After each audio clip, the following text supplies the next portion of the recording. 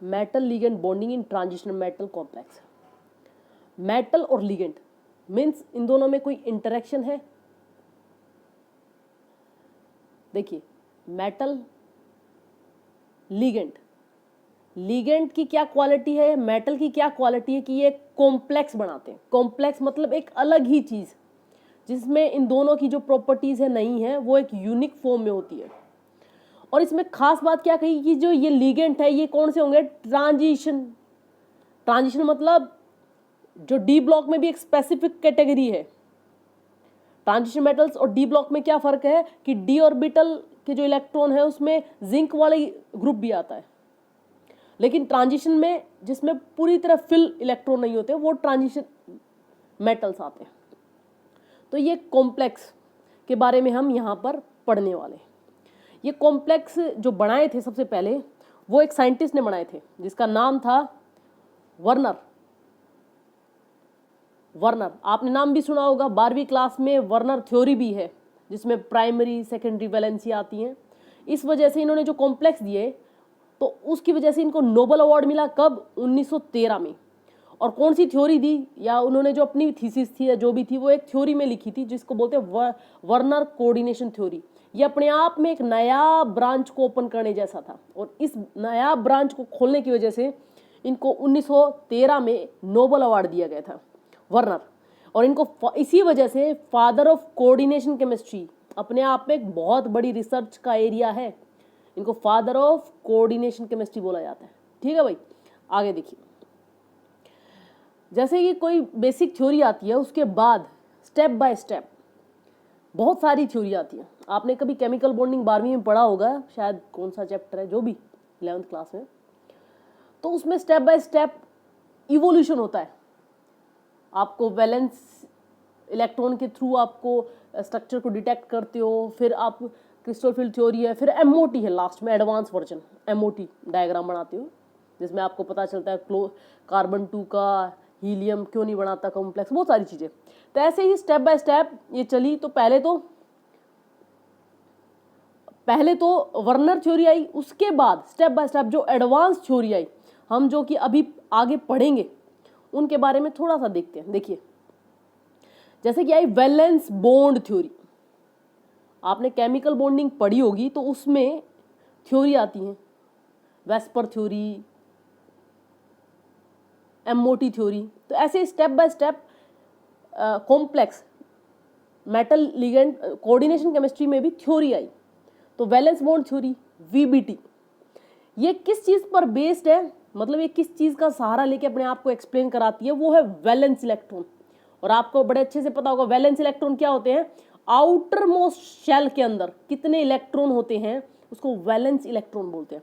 तो कहने का मतलब इस थ्योरी का जो बेस था, ये किसके बेस पे है, अपने आप को एक्सप्लेन करती है, क्रिस्टल स्ट्रक्चर्स कोऑर्डिनेशन केमिस्ट्री के कॉम्प्लेक्स के स्ट्रक्चर को एक्सप्लेन करती है, वो है वैलेंस इलेक्ट्रॉन। फिर next I crystal field theory, इसको बोलते हैं CFT, crystal field theory, CFT. Crystal structure पे पहली बात आपको ये अच्छे से पता होना चाहिए, क्रिस्टल फील्ड थ्योरी, जैसे कि आपने कभी एक नोटिस किया है, जैसे इंटरनेट का यूज पहले मतलब बेसिक कामों में होता था, फिर इतना रिवोल्यूशन आ जाता है कि उसका यूज हर स्फीयर में होने लग जाता है। जैसे कि आप यूट्यूब देखोगे, पहले एंटरटेनमेंट के लिए होता था, टीवी के सीरियल या कुछ आते थे, अब वहाँ पे एजुकेशन भी होती है यूट्यूब पे, वहाँ पे रेसिपी भी बताई जाती है, एक्सरसाइज भी बताई जाती है, हाउ टू स्लीप, ऐसे ऐसे कोर्स भी लोगों ने जनरेट कर रखे हैं, और न्यूज़ का भी उसमें फंडा है। तो मतलब एक तरह से एक चीज़ वो हर फील्ड में काम करने लग जाती है। तो ऐसे ये जो क्रिस्टल फील्ड थ्योरी थी, इसने भी क्रिस्टल फील्ड थ्योरी है पहले सॉलिड स्टेट, आप समझ रहे होगा, सॉलिड स्टेट, सॉलिड कंपाउंड के स्ट्रक्चर को एक्सप्लेन करने के लिए आई थी। लेकिन धीरे धीरे इस थ्योरी का बहुत जगह बहुत सारी चीज़ों को एक्सप्लेन करने के लिए, उनका स्ट्रक्चर है कुछ थ्योरी को एक्सप्लेन करने के लिए क्रिस्टल फील्ड थ्योरी का यूज़ किया गया। ठीक है, आगे इसको पूरा डेप्थ में पढ़ेंगे, बस हमें इतना पता होना चाहिए वीबीटी है भाई, सीएफटी है, एमओटी भी है। फिर नेक्स्ट आता है एमओटी, मॉलिक्यूलर ऑर्बिटल थ्योरी।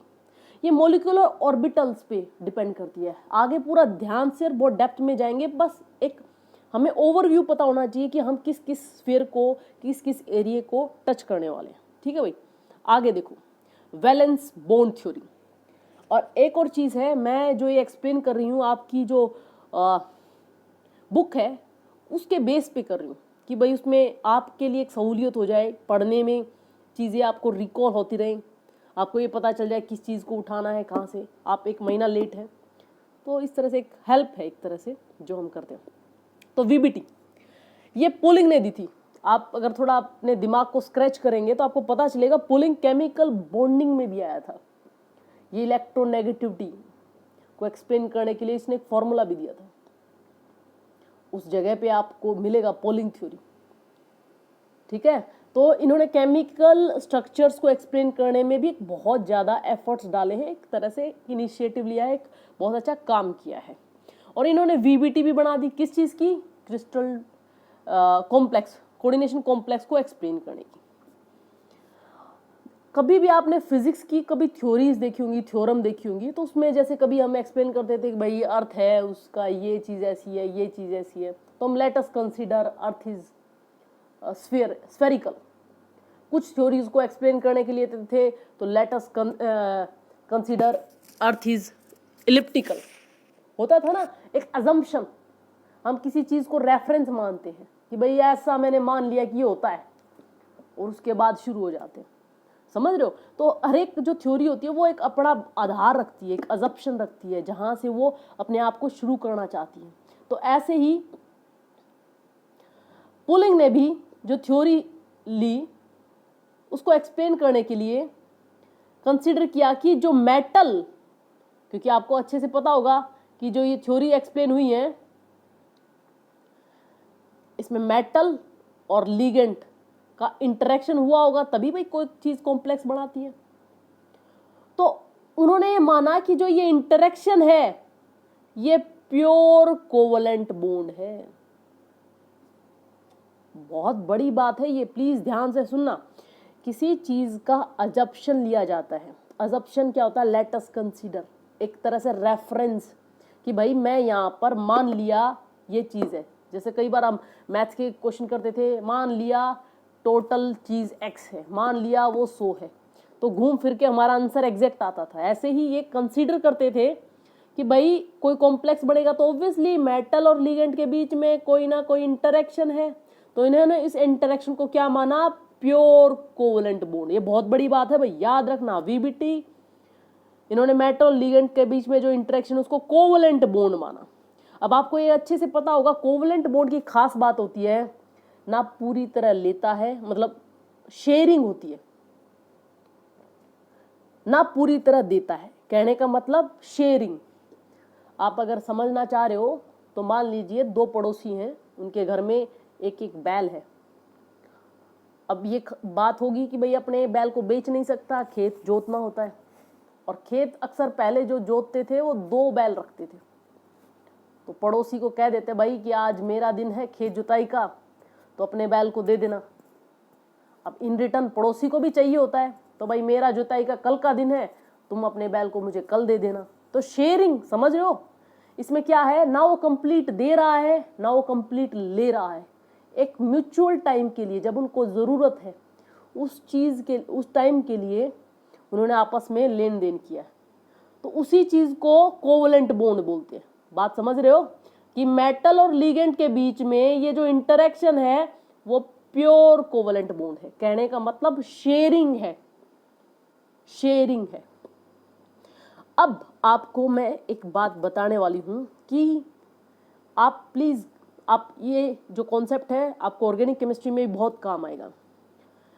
यहां पर मेटल और लिगेंड की फॉर्म में है, वहां पे आपको इलेक्ट्रोफाइल, वहां आपको इलेक्ट्रोफाइल और न्यूक्लियोफाइल की फॉर्म में होगा। इलेक्ट्रोफाइल मतलब E positive and U negative. अब आपसे कोई पूछ सकता है कि भाई वहां पर भी ये नेगेटिव चार्ज स्पीसीज है। पहली बात, हमारी जो केमिस्ट्री है, चाहे आप ऑर्गेनिक पढ़ो, इनऑर्गेनिक पढ़ो, फिजिकल पढ़ो, हमारे जो बैकबोन है, बिल्डिंग है। जैसे आप ये जूलॉजी, बॉटनी, आप मेडिकल स्टूडेंट हैं तो आपको पता होगा जो आपका बेसिक यूनिट है, आप कहीं पर भी पढ़ते होंगे, सेल से शुरुआत करते हैं। तो ऐसे ही हमारी जो केमिस्ट्री है उसकी बुनियाद इलेक्ट्रॉन है, और बात घूमते घूमते लास्ट पॉइंट तक वो इलेक्ट्रॉन पे आके रुकती है। जैसे कि आपने कभी पढ़ा होगा, नमक होता है, घुलने के बाद इलेक्ट्रिसिटी प्रोड्यूस करता है, मतलब उसमें से जाने पास, सॉरी प्रोड्यूस नहीं, पास करती है, सॉरी पास होने लग जाती है। तो वहां पे आप बोलोगे चार्ज आयंस, लेकिन चार्ज आयन की खास बात है कि they carry some electron, some charge. समझ रहे हो, एटम्स का कोई जिक्र नहीं है वहां पर उस पर बैठे हुए चार्ज का रोल है, इलेक्ट्रॉन का है। समझ रहे हो, तो बेसिक यूनिट हमारी इलेक्ट्रॉन पे आके बात करती है। अब देखो भाई, यहां पर खास बात होती है कि मेटल कैसा होना चाहिए, लिगेंड कैसा होना चाहिए। ये बात यहां पर इस छोटे से डायग्राम पर मैं थोड़ा टाइम लूंगी, समझने की कोशिश करना, और इस चीज को मैं हमारी ऑर्गेनिक केमिस्ट्री के मैकेनिज्म से जोड़ने वाली हूं। वो मैंने आपकी साइड में लिख रखा है, इलेक्ट्रोफाइल, न्यूक्लियोफाइल। देखो भाई,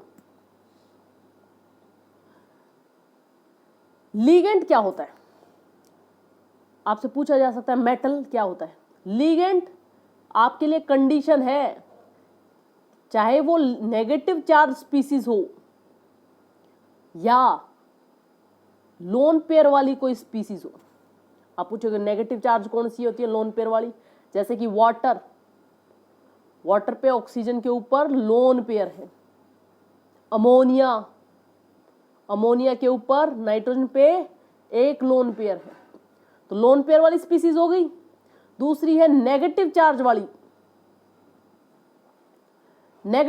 वाली, जैसे Cl negative, Br negative, I negative, O22 negative.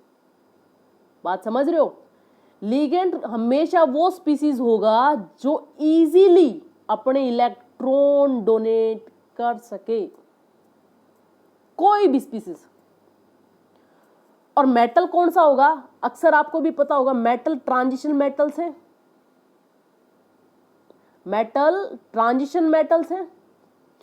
Transition की खास बात होती है, दे शो वेरिएबल ऑक्सीडेशन स्टेट। अभी मैं इस कॉन्सेप्ट को पूरा अच्छे से बताने वाली।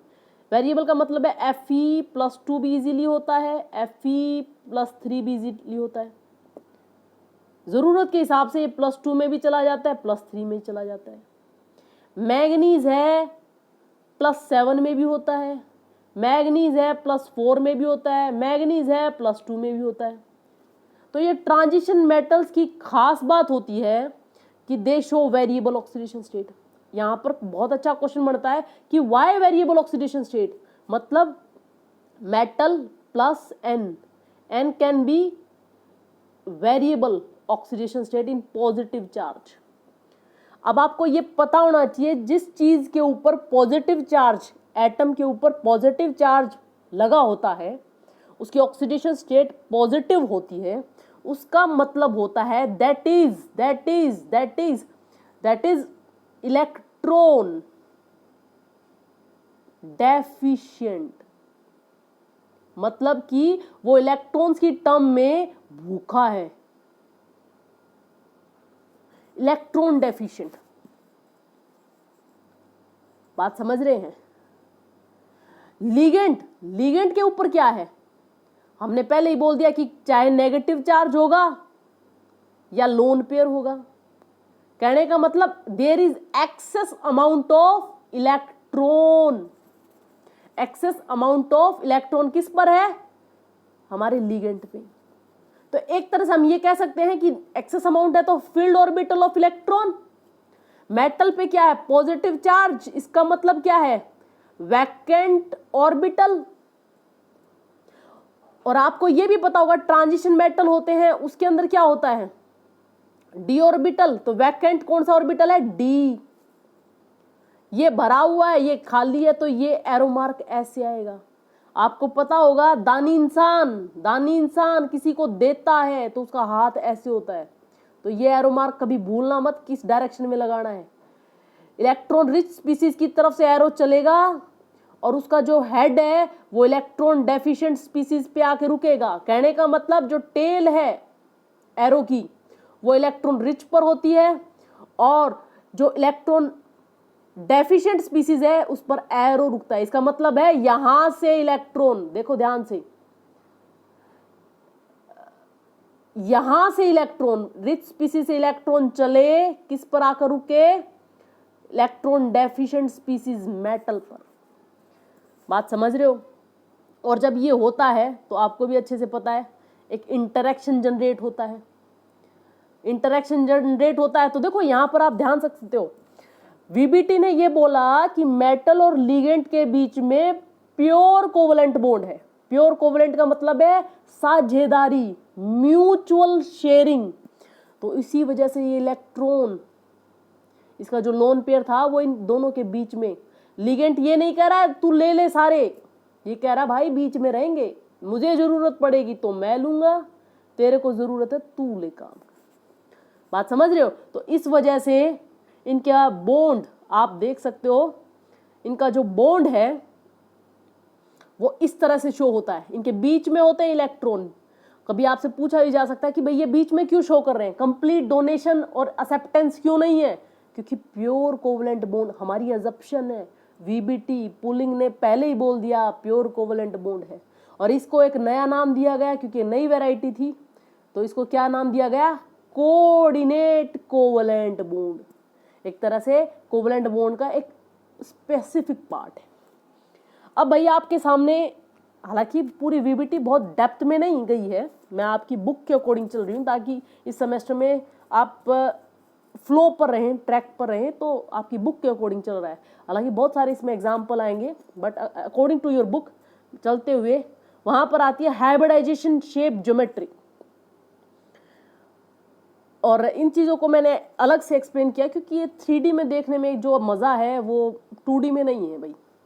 तो देखो sp हाइब्रिडाइजेशन, जैसे BeCl2, BeCl एग्जाम्पल ले रही हूँ, sp लीनियर, तो लीनियर स्ट्रक्चर कैसे बनेगा, देखो दोबारा देखो लीनियर स्ट्रक्चर कैसे बना, बेरिलियम लिया, यहाँ पर Cl लगाया, यहाँ पर Cl, इसको हाइब्रिडाइजेशन को क्या बोलेंगे, लीनियर sp हाइब्रिडाइजेशन।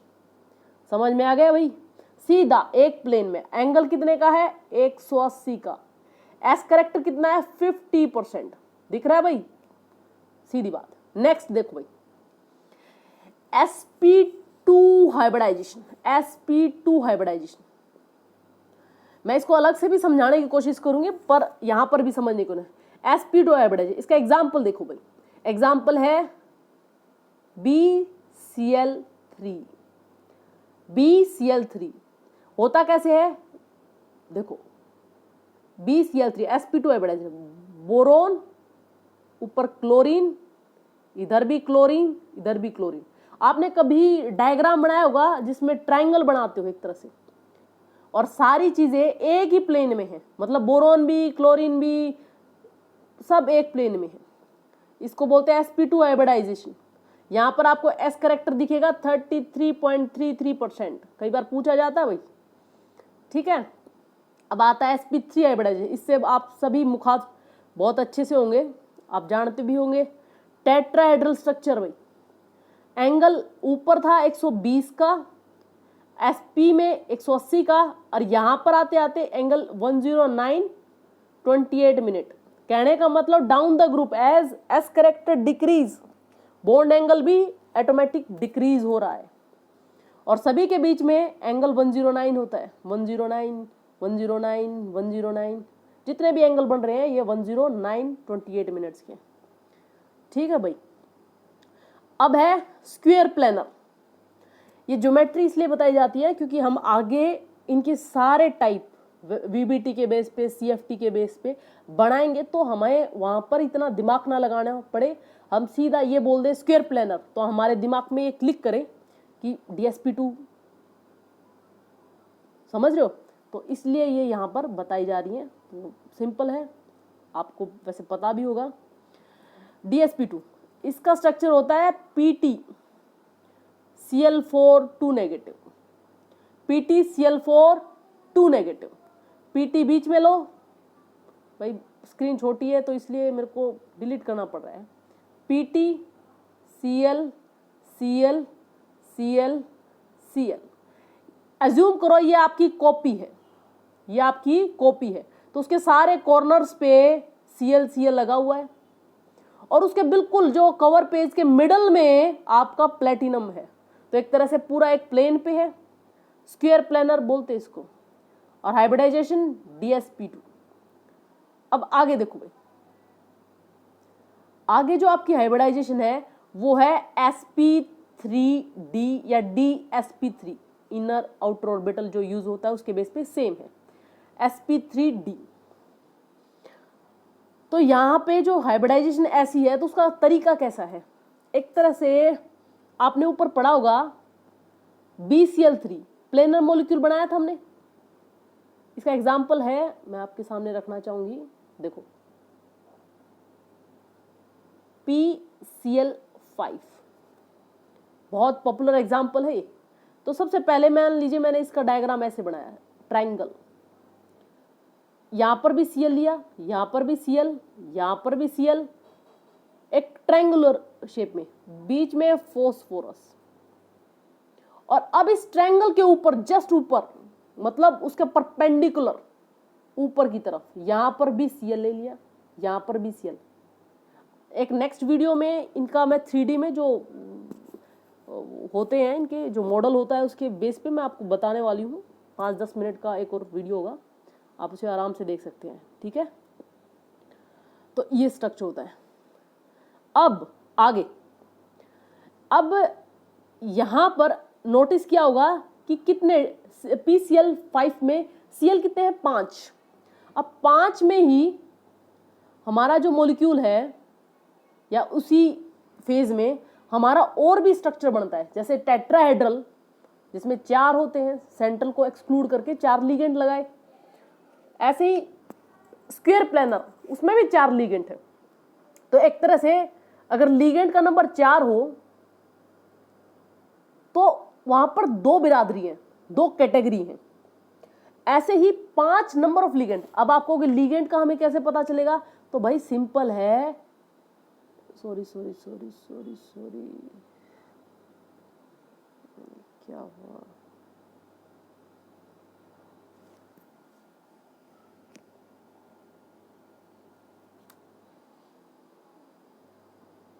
क्या ओपन हो गया,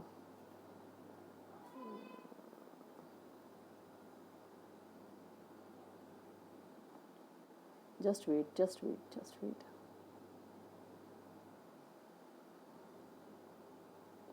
हाँ, तो यहां पर देखिए जो लिगेंड का नंबर होता है, लिगेंड का जो नंबर होता है वो एक्सप्लेन करता है, जैसे कि यहां पर देखो 1 ऑर्बिटल, 3 ये, 1 ये, टोटल कितना हो गया, 5।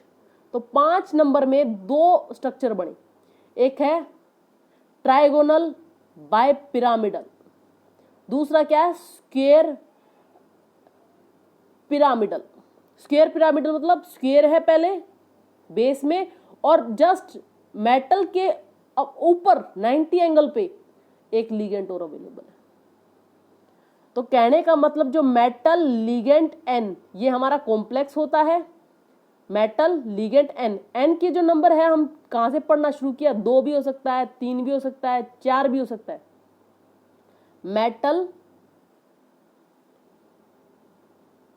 मेटल लिगेंड N, जो ये N है ये एक्सप्लेन करता है कि स्ट्रक्चर कैसा होगा। अगर इसकी वैल्यू 2 है तो ऑटोमेटिक होता है कि ये लीनियर होता है जनरली। अगर N की वैल्यू मतलब ML3 हो जाए तो हमारा जो स्ट्रक्चर होता है ट्रायंगुलर होता है। अगर ये M की जो वैल्यू है ये 4 हो जाए तो 4 में 2 स्ट्रक्चर बनते हैं, एक तो टेट्राहेड्रल पढ़ा हमने, एक स्क्वायर प्लेनर पढ़ा, समझ रहे हो। नेक्स्ट होता है, अब हमने पढ़ा 5 का, 5ML5, तो वहां पर 2 स्ट्रक्चर पड़े, एक ट्रायंगुलर दिस वन और दूसरा स्क्वायर पिरामिडल ऐसा, ठीक है भाई। तो ये चीज़ आपको याद रखनी है कि किस किस में कितने स्ट्रक्चर हमारे बनते हैं। और लास्ट इंपॉर्टेंट स्ट्रक्चर ऑक्टाहेड्रल। अगर हमने जनरली आपने पढ़ा होगा ML6, अगर इस तरह का कॉम्प्लेक्स है तो जनरली जो आपका कॉम्प्लेक्स है वो बनता है पहले तो स्क्वायर पे, ऑल लिगेंड यहाँ अवेलेबल होते हैं, जैसे आपकी कॉपी हो उसके कॉर्नर पे एक एक लिगेंड हो और बीच में मेटल हो, उसके कवर पेज के सेंट्रल जगह पे मेटल। ये सारी चीजें आपस में प्लेन में है और जस्ट ऊपर 90 एंगल पे लिगेंड है, नीचे भी लिगेंड है।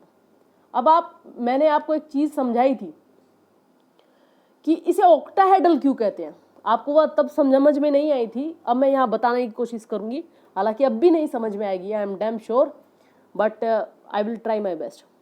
आप ये देखोगे ये एक स्क्वायर है और इसके जस्ट ऊपर लिगेंड लगा हुआ है मेटल के ऊपर, तो एक तरह से ऐसे ये स्ट्रक्चर बनाएगा, ऐसे नीचे वाला भी बनाएगा।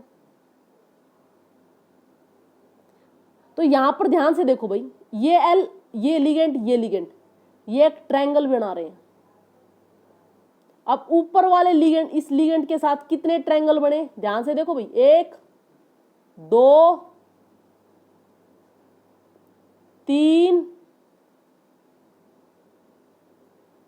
एक पीछे की तरफ है, ये पीछे 4। भाई समझ में आया, ध्यान से समझना भाई, कॉर्नर्स पे लिगेंड है, मेटल के जस्ट ऊपर की तरफ एक लिगेंड है, जस्ट बिलो एक लिगेंड है। तो यहां पे जो ट्रायंगल है एक इसके साथ कहां का बना, 1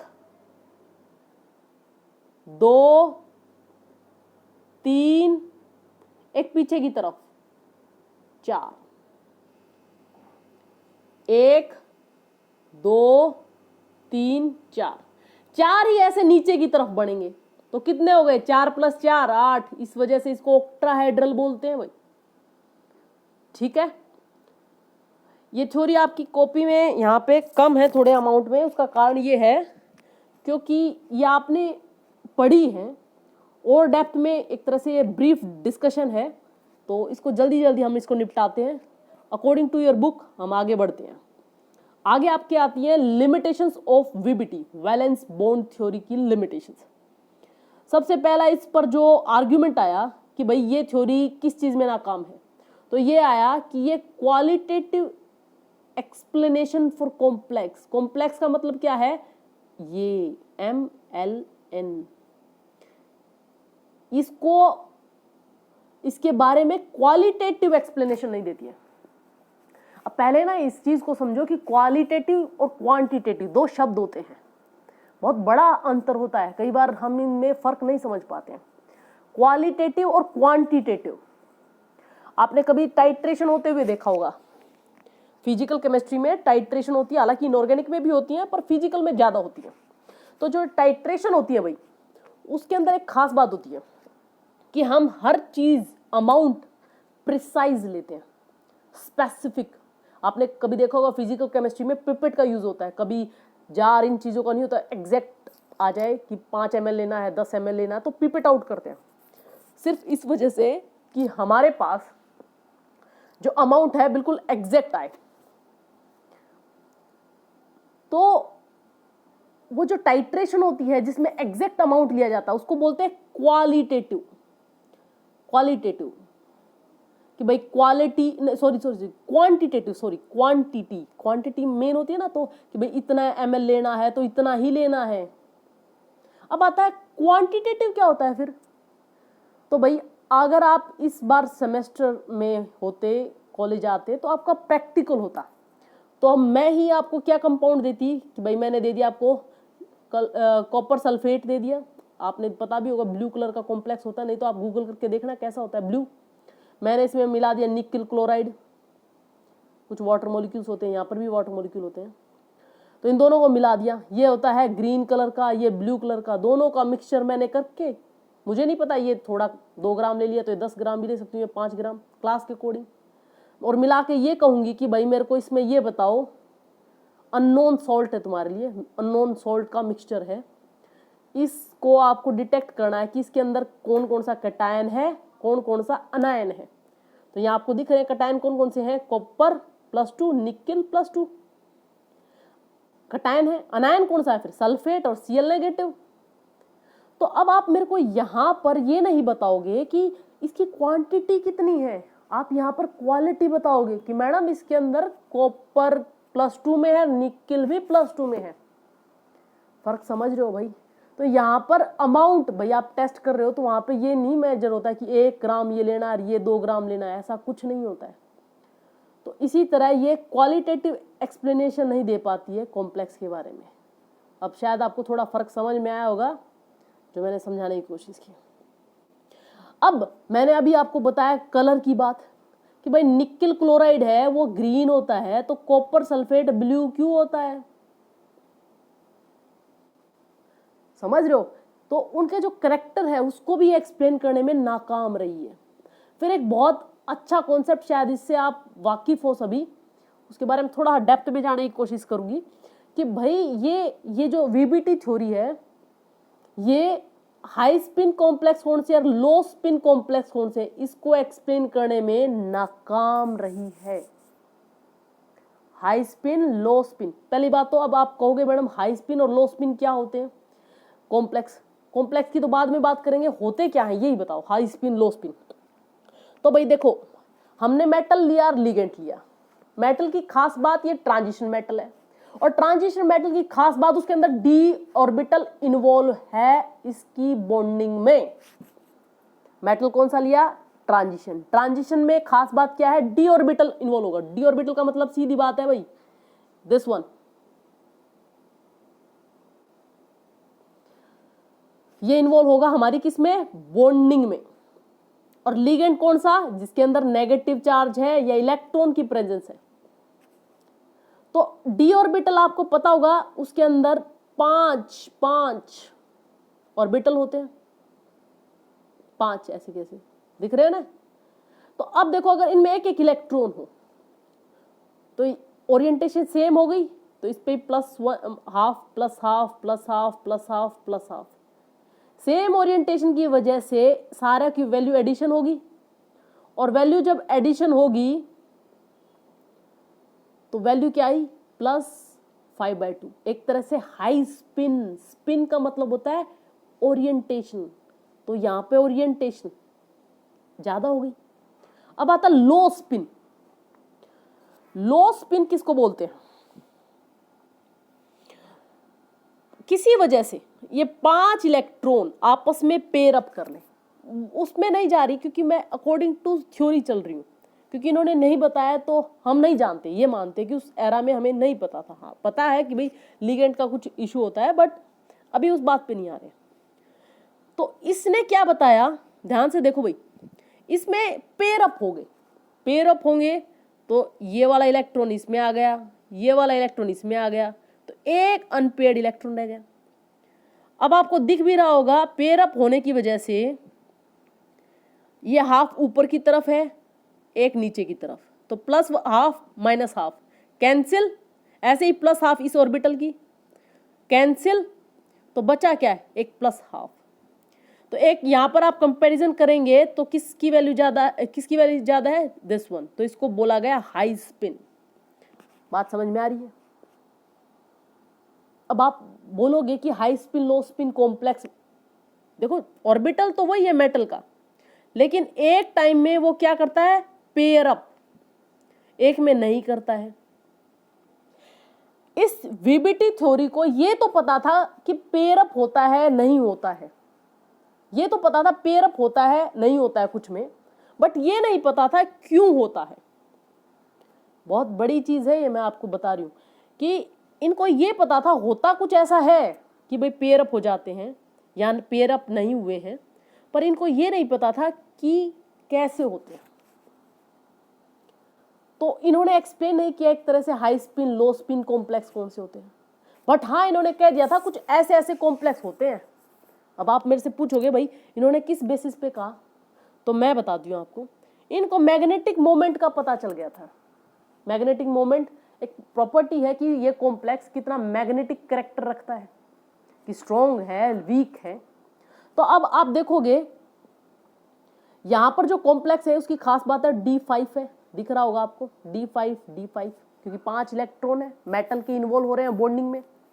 हाँ, यहां पर लिगेंड क्या आए हैं वो तो बाद में समझाएंगे, छोटी सी जो चीज मैं बताने की कोशिश कर रही हूं। और मैग्नेटिक मोमेंट निकालने का फार्मूला था n × n+2 का रूट, n × n+2 का रूट। यहां पर इनको मिला कि 5 अनपेड इलेक्ट्रॉन है, तो 5 × 5 + 2 7 का रूट। यहां पर वैल्यू क्या आई इस केस में, √35। और यहां पर क्या आई 1 × 1+2, तो √3। तो मैग्नेटिक मोमेंट किसका ज्यादा है, इसका। और प्रोबेबिलिटी भाई दो ही तरह कोई चीज काम कर सकती है, कि तो पेयर अप हो या ना हो। तो इन्होंने मैग्नेटिक मोमेंट से ये प्रिडिक्ट कर लिया कि यहां पर कुछ कॉम्प्लेक्स में पेयरिंग होगी जिनमें लो मैग्नेटिक मोमेंट है, कुछ में पेयरिंग नहीं होगी जिनमें मैग्नेटिक मोमेंट ज्यादा है, उसमें पेयरिंग नहीं होगी। तो ये हाई स्पिन लो स्पिन कॉम्प्लेक्स थे, इनके बारे में भी बस इन्होंने ये तो बता दिया होते हैं, बट क्यों होते हैं, किसका इम्पैक्ट होता है, किस किस कंडीशन में होते हैं, ये इन्होंने नहीं बताया। तो इस वजह से ये एज ए लिमिटेशन काउंट होती है। आपस में रिलेटिव स्टेबिलिटी को भी नहीं बता पाए। देखो एक छोटी सी चीज पर मैं आना चाहूंगी, मैं थोड़ा सा आपकी बुक में जो एक्सप्लेन है उससे थोड़ा डेप्थ ले रही हूँ, क्योंकि आगे आपको फिर इजी हो जाएगा समझने समझाने में, एक तरह से मेरे लिए भी समझाने में, आपके समझने में। तो ये रिलेटिव स्टेबिलिटी क्या होता है, देखो भाई मान लो दो कॉम्प्लेक्स है, एक है निकल क्लोराइड, एक है कॉपर सल्फेट। मान लो मैं किसी सॉल्यूशन में लेती हूँ और वहां पर फिर मैं डिटेक्ट करूं किसकी वजह से कौन सा चेंज हो गया। समझने की कोशिश करना, जैसे आपने डिस्प्लेसमेंट रिएक्शन पढ़ी होगी, तो बहुत स्ट्रॉन्ग होते हैं तो आपस में इंटरचेंज कर लेते हैं कैटायन एनायन को। तो उसी चीज को यहां पर समझाया गया है लबाइल इनर्टनेस की फॉर्म में। और लबाइल इनर्टनेस क्या है ये मैं बताती हूं। काइनेटिक्स, दो तरह की रिएक्शन होती हैं, दो तरह की केमिस्ट्री आपने पढ़ी होगी। 11वीं क्लास में आप थर्मो पढ़ते हो, 12वीं क्लास में काइनेटिक्स पढ़ते हो। एक छोटा सा ब्रीफ डिस्कशन है मेरा। काइनेटिक्स एक अलग चीज है,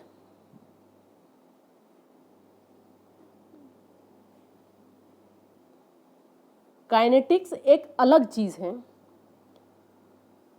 और थर्मोडायनेमिक्स एक अलग चीज है। काइनेटिक्स वर्सेस थर्मोडायनेमिक्स, एक छोटी सी ब्रीफ है, ये थोड़ा समझाने में इजी हो जाता है। थर्मोडायनेमिक्स बात करती है थर्मो फिजिबिलिटी की, रिएक्शन होगी या नहीं होगी।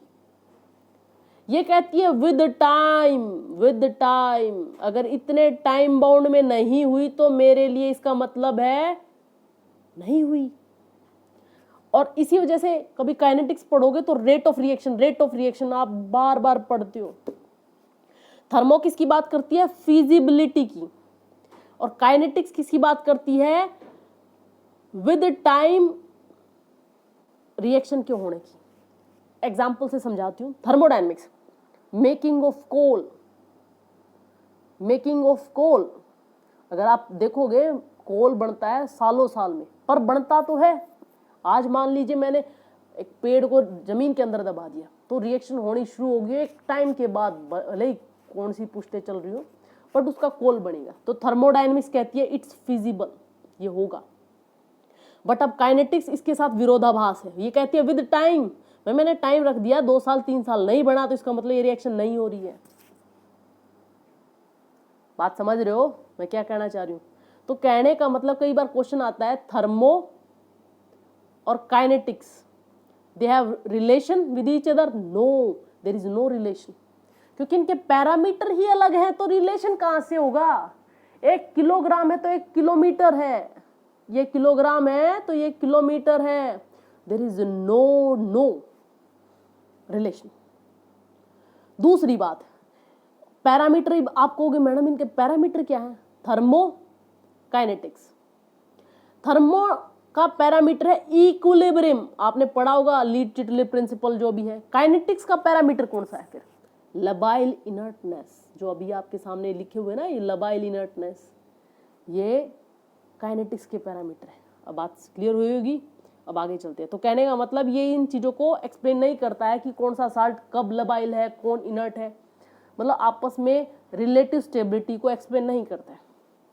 और सबसे most important and building block, एक तरह से फाउंडेशन ऑफ CFT, अगला जो पॉइंट है दैट इज ए लिमिटेशन। देखो भाई, किसी चीज की लिमिटेशन होती है, वो अगले के लिए एक ऑक्सीजन होती है, अगली जो जनरेशन होती है। जैसे मान लीजिए किसी चीज के लिए वो लिमिटेड है और अगली जनरेशन ने उस चीज को ओपन कर दिया या बढ़ा दिया। एग्जाम्पल के थ्रू मैं समझाने की कोशिश करूं।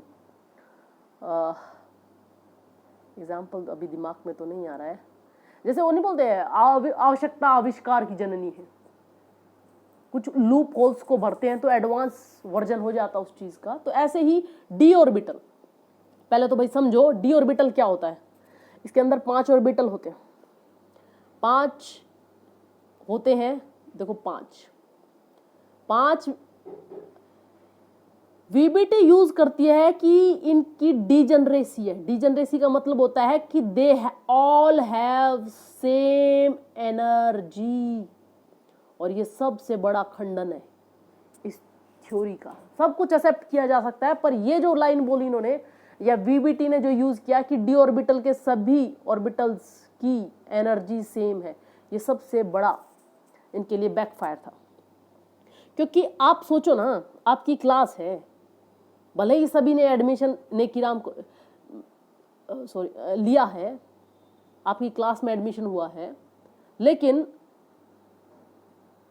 ये जरूरी नहीं कि सभी इक्विवेलेंट है।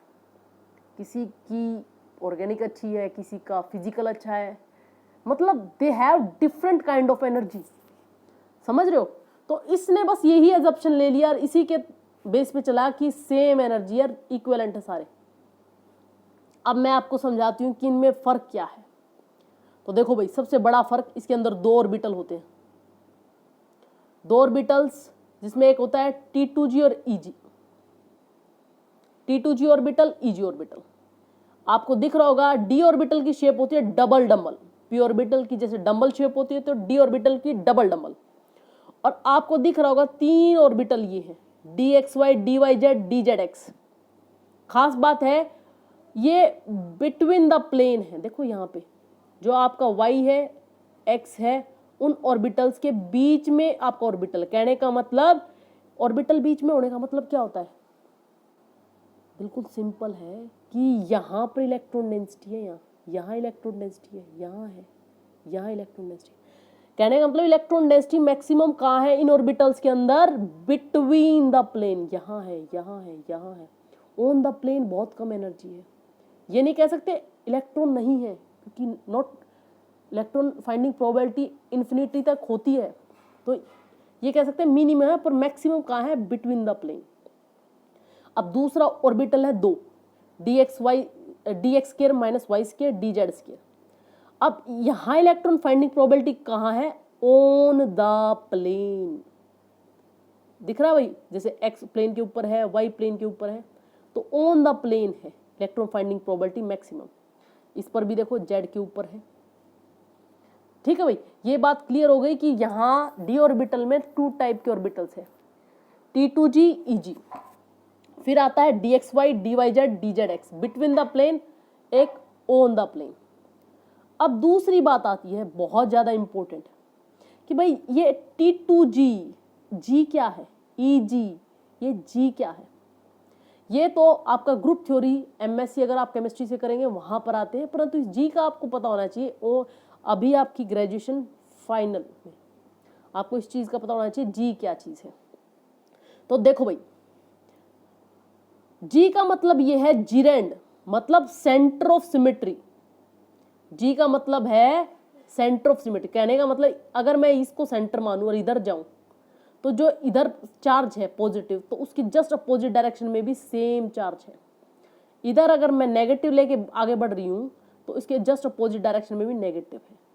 जहां पर ये कंडीशन सेटिस्फाई हो जाती है वहां पर ग्रुप थ्योरी या जो उनको साइन हम अलॉट करते हैं उसमें जीरेंड का यूज होता है। तो देखो भाई यहां पर देखो, यहां नेगेटिव चार्ज है, ये T2G के ऑर्बिटल है, G है ना, तो यहाँ नेगेटिव चार्ज है, तो यहाँ उसके अपोजिट डायरेक्शन में भी नेगेटिव चार्ज है। यहाँ पॉजिटिव है, opposite positive, positive positive negative negative, between the plane positive positive negative negative between the plane. अब यहाँ T2EG दो ऑर्बिटल है, ऑन द प्लेन है, पर G है, तो इसका मतलब यही है positive charge positive negative negative positive positive negative. ये भाई क्वेश्चन भी बनता है, ये जी पर भी क्वेश्चन की प्लस प्लस साइन बच्चे कंफ्यूज हो या उनके कॉन्सेप्ट क्लियर है। ठीक है, आगे थोड़ा सा एक्सप्लेन करने की कोशिश की है, छोटा सा इस जैसे कि सिंपल अगर मेटल के अंदर ऑर्बिटल होता है तो डी होता है, लेकिन जैसे ही मेटल ये लिगेंड के कांटेक्ट में आता है, देखो भाई कोई भी चीज किसी के कांटेक्ट में आती है तो उसमें एनर्जी आ जाती है, ये फैक्ट है। तो एनर्जी किसी चीज की आती है तो ऊपर की तरफ एनर्जी होती है, जैसे MOT भी लिखोगे तो ऊपर की तरफ एनर्जी बढ़ती चली जाती है। तो ये थोड़ा एनर्जी होने की वजह से डी ऑर्बिटल यहाँ आ गया। अब आपको ये भी पता होगा कि ये क्या करता है, स्प्लिटिंग। स्प्लिटिंग क्यों, हाँ क्यों करता है, कैसे करता है, क्या कारण से करता है वो आगे आएगा, पर स्प्लिटिंग होती है। आपको पता चल गया होगा कि 3 ऑर्बिटल सेम टाइप के हैं बिटवीन द प्लेन, उनकी इलेक्ट्रॉन डेंसिटी है बिटवीन द प्लेन, और 2 ऑर्बिटल ऐसे हैं जिनकी on the plane electron density है। तो जब भी आप एनर्जी दोगे, जैसे आपकी क्लास है, मान लीजिए ग्रेजुएशन फाइनल ईयर में सभी इक्विवेलेंट से दिखते हैं, लेकिन जैसे ही MSc एंट्रेंस आता है आपका कोई सी भी सब्जेक्ट का, तो वो बाइफर्केट हो जाते हैं। कुछ टॉपर का ग्रुप हो जाता है, कोई क्या आगे चाहता है, CGL का ग्रुप हो जाता है, कोई शादी का ग्रुप हो जाता है, मतलब अलग अलग। तो इसी तरह नीचे वाले अलग नीचे आ जाते हैं स्लॉट में, जिनमें between the plane electron density है, और EG ऑर्बिटल जिनकी on the plane electron density है वो बाइफर्केट हो जाते हैं। That's it. ये कभी EG ऑर्बिटल ऊपर होते हैं तो कभी उल्टा भी हो जाता है, T2 और E। अब आप कहोगे मैम G क्यों नहीं लगाया आपने यहाँ पे, तो उसका कारण बताती हूँ। ये एक ऑक्टाहेड्रल की जो ऊपर थी, T2G नीचे था, EG ऊपर था, वो ऑक्टाहेड्रल की स्प्लिटिंग थी। ये टेट्राहेड्रल की स्प्लिटिंग है। टेट्राहेड्रल की शेप आपको पता होगा इस तरह की होती है, और टेट्राहेड्रल के अंदर सेंटर ऑफ सिमेट्री नहीं होती। जैसे अगर आप नोटिस करोगे ये इसका अपोजिट डायरेक्शन में नहीं होता है, इसके अपोजिट डायरेक्शन में यहाँ कोई लिगेंट नहीं होता है, तो सेंटर ऑफ सिमेट्री नहीं होती तो G नहीं लगता है। भाई यहीं तक आपका लेक्चर, और इसके लिए thank you so much, all the best.